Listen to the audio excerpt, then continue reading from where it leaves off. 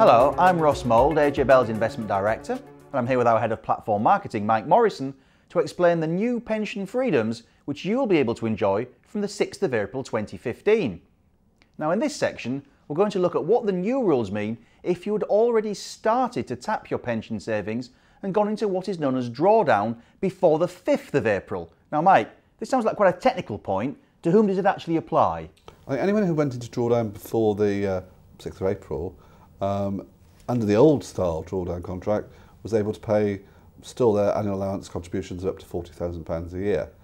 Post-April, we get a new drawdown, no longer capped drawdown. It's called flexiaccess drawdown. We're very good with our acronyms.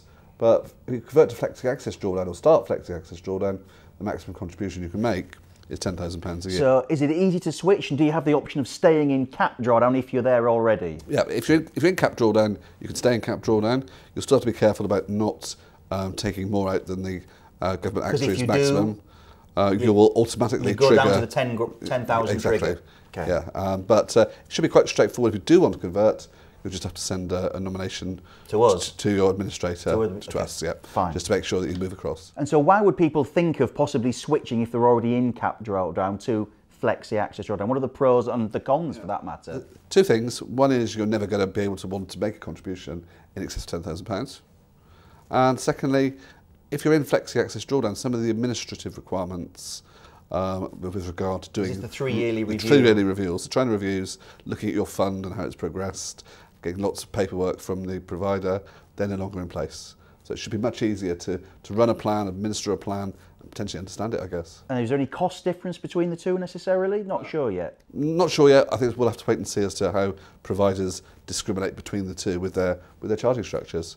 And I think what we'll probably see after April, 2 or 3 months of bedding in where companies decide and see what sort of plans are being taken, and they'll juggle their charging structures accordingly, I guess. So the big difference really is this £40,000 allowance under capped, yep, £10,000 under flexi. Yeah. And let's not understate that, because with an election on the cards, lots of talk around reducing tax relief on pensions, this still might be the last chance to maximise your pension contributions. Yeah, I was going to say, is that the moral of the tale, if anything? I think so, get in while you can. Get in while you can, get your tax relief, and then if it does come down in the future, you're not too worried about only having £10,000 to contribute. And you mentioned possible changes in tax relief. Obviously, we don't know if the rules are going to change or not. Are there any other tax issues that people should think about if they're in capped drawdown or thinking of going to flexi-access drawdown? I think really it's going to be how much income do you need to take during the year, what is the GAD maximum you can take out, and I guess tax timing.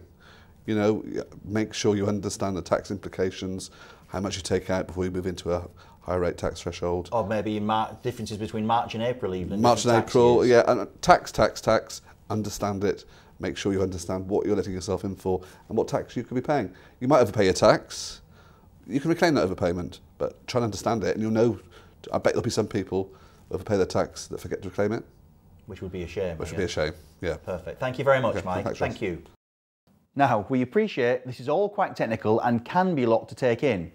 You can therefore find more information on our website, the address of which is shown here. You can also use the government service PensionWise. You can ask them for a face-to-face meeting, help over the phone, or log on to the website, and again the address is clearly displayed right here. So thank you very much for your time for watching this video, and please look out for the others that are dotted around our website on the new pension freedoms.